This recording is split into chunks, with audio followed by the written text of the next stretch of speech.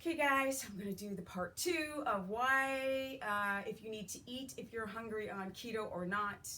Of course, I was going into all the reasons, which is too low stomach acid, coming from the vegan vegetarian world, leaky gut, eating too late at night, undigested food in your stomach all night long, which makes you not hungry in the morning, or having low stomach acids from stress or alcohol or caffeine or all the dumb things that we do, or age, and that'll lower your stomach acid, and you start eating a little bit too late, you don't empty out the stomach, and then again the food putrefies, it acidifies, and you wake up in the morning not hungry, of course, because there's just like nasty rotten food still in your stomach, and then you run off in your day and you're like, that's okay, I'm fasting. And then all of a sudden the brain's like, but you're not in ketosis, so we're just gonna burn muscle. And like some people actually think they're gonna burn fat. They're like, well, when I fast, I burn muscle because I went from like 243 down to 173. So I had coached a guy who was 5'11" and went down to 173. I'm like, you're 5'11". What do you think that you lost? Okay, what do you think that you lost getting down to 173 at 5'11"? Yo, you need to be 185 to 190 something. 192 and 193 if you still, because he wanted muscle, guys. I'm not talking people who want to be thin. I'm talking about chunky, thick, bubbly, round, lean machine. And so I'm like, okay, and with that, what happened? Oh, the T levels drop. The T levels drop. Right? Because it's just because of pregnenolone steal. Because cortisol that's just constantly pumped out from the adrenals is robbing from pregnenolone and DHEA, and what happens to your nice, beautiful, lovely free T, your testosterone, and then you have this kind of aromatization of your estrogen as a man, because you're not paying attention to your blood sugar levels, of course, and all of the xenoestrogens and poor sleep. But yes, you know, when we're like cockroaches, so when you decide to intermittent fast and you got issues prior, then those issues become issues on top of friggin' issues. And you think that women have issues, men? No, y'all have issues. I see it every day at the gym. Y'all starting to look like women. I'm just saying. So, yes, fasting forces your adrenal glands to pump out more adrenaline and cortisol, and adrenaline has a half-life of 8 hours, and that's shike. And if you're still cortisol driven, you're still having cortisol within your bloodstream. You can't clear out the dang adrenaline, and what does that do? Put your body under stress, and there goes your testosterone. And women. Estrogen dominant, all day, every day, all the time. Yes. And you can see it. You can understand it because you have no gallbladder, right? You have polycystic ovarian syndrome. And so something like PCOS and what time should I eat my food, or should I eat when I'm hungry?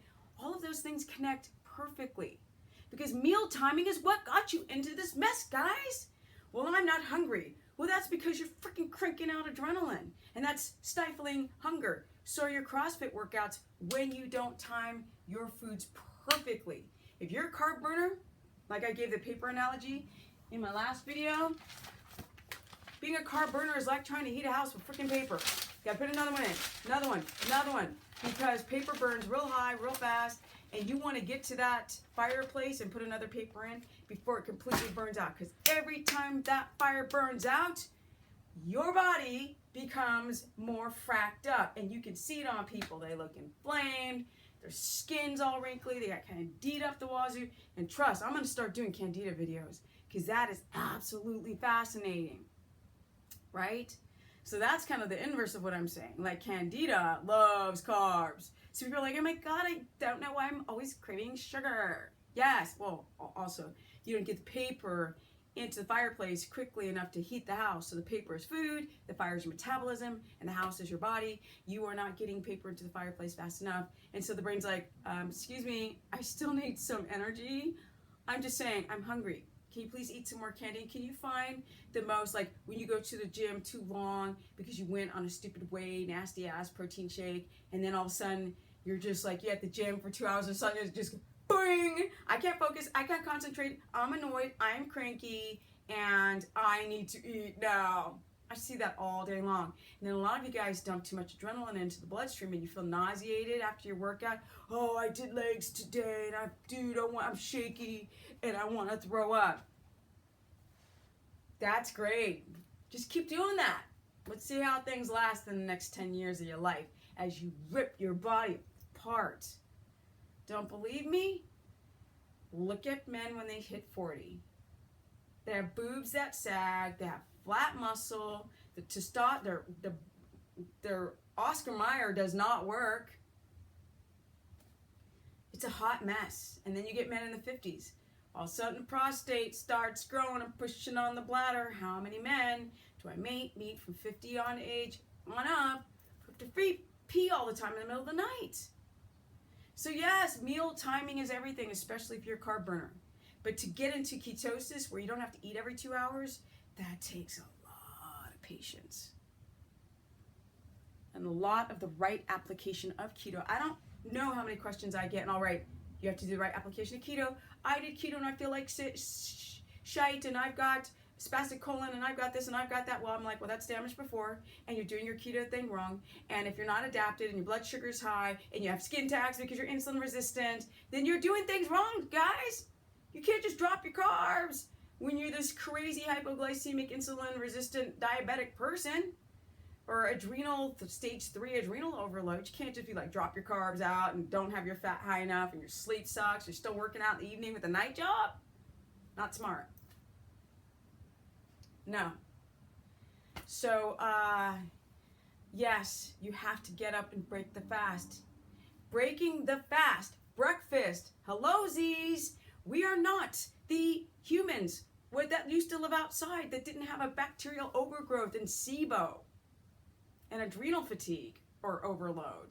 There's no such thing as adrenal fatigue, but there sure is too much, there's too low cortisol, there's inverted cortisol, there's dumping of too much adrenaline, there's your pancreatic insufficiencies, there's that. They didn't have that crap. Even though they went through the stages of feast and famine, they understood when to conserve their energy. We who fast don't conserve energy. And you're not in ketosis, so you're catabolic. That's why you don't fast, guys. It's not rocket science. It's basic, simple biology. If your brain is not using ketones, it's not going to convert it's not going to do gluconeogenesis of your fat cells, especially if you have metabolic damage, and convert that into perfect glucose. No, it's going to break down muscle because muscle's expensive. And if you're starving to death, you don't want to have something that burns a lot of calories. You want to have fat. That's going to chill you out. It doesn't burn a lot. It's inactive. Yes, there's a lot going on, guys, that we're not thinking, and girls, that we don't think about when we try these diets. That's why I call it the non-BS lifestyle. Because you can't do any of this BS that you do on the HCG diet and the bodybuilder diet where you're like carb cycling, destroying your poor little thyroid. It's like food, carbs, this much, no carbs, lots of cardio. That's really good for the body. These people look good on the outside. No, they don't. Look real close at their skin. Their skin looks awful. It looks like sandpaper. Every time I see a girl who's competing for fitness competitions who is not using a ketogenic protocol, and she gave herself a year out before she used keto, when they're doing the oats and the brown rice or the white rice and the tuna fish and the egg whites and all this freaking things that are just irritating the byproducts and the urea and the kidneys and or acidification of the proteins in the digestive tract because it's pure lean meat that can oxidize. And you see these people, look at their skin. It's just dry, wrinkly. It looks awful on the low fat. You look sick. But you see them on Instagram, they're like shredded, right? Women who are shredded. But I always show people in my videos, I am not dry, because that's a lot of fat in my skin. And that is proof positive that I'm a woman in ketosis. It's not dry, guys. That's not dry skin at almost 50, right? I don't look dry. My body always looks like there's a lot of fat in the skin. If you look at the videos over the years, I don't look like that super lean with veins showing. That's never going to be me. Never. I'm never going to be that dry because I got some nice fat up in that skin. Yes, honey, yes. But I'm still lean. And all that fat and all that rest prevents my body, my menstrual cycle from going bye-bye because I've balanced out my hormones, because I sleep with adrenals at rest. There's no pregnenolone steal going on. I give my freaking reproductive hormones a lot of saturated fat to build this lovely balance. And all of that starts with how you eat and the timing of your eating.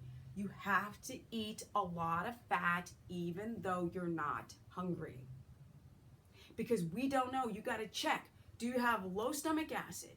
Are you eating too late at night? Do you have too much adrenaline or cortisol in your bloodstream blunting hunger? Are you still drinking your bulletproof coffee and that's blunting hunger? Because you have to still fat load. Do you have a gallbladder issue? Do you have leaky gut and you're just bloated and that stops the sense of hunger?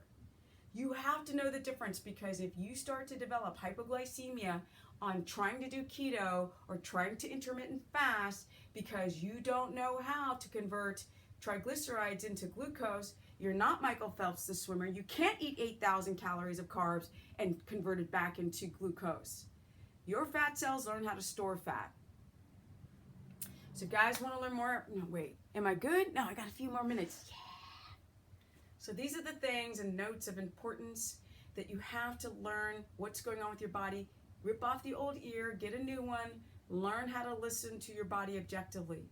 Break the fast, guys, fatty proteins, even if it's just a little, to tell the brain that can sense if there's any glucose or ketones in the bloodstream to not become catabolic, to not go into gluconeogenesis to raise your blood glucose. Because if you're not adapted and you're still running on glucose, we don't want to be gluconeogenic all day long. We don't want to develop adrenal insufficiencies and B complex insufficiency and vitamin D deficiencies. We don't want that. So to avoid that, you eat. And that tells the brain that there's no starvation, which stops the adrenals from chronically dumping out adrenaline. So then you don't have this inverted cortisol where you have too much of it at night and too low in the morning, because every day of every week, of every month, and every year that you do that, you look older and you feel older. And older just means your body is breaking down and going bye-bye down the toilet.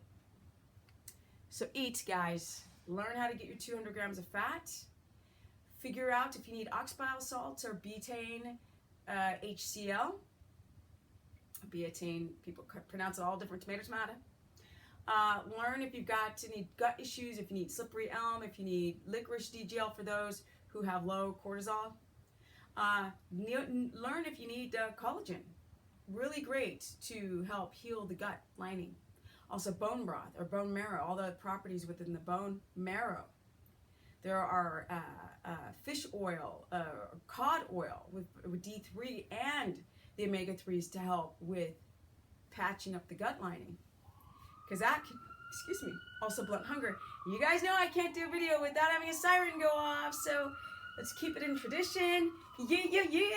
Okay, guys, I'm learning just as much as you guys. You all are. Please learn more about organic acid testing. That stuff is bad freaking ass. So many naturopaths talk about it, but they don't really talk about how freaking badass it is. And to go figure out like the two things, like you're not drinking enough water, so all of these your kidneys are overworking.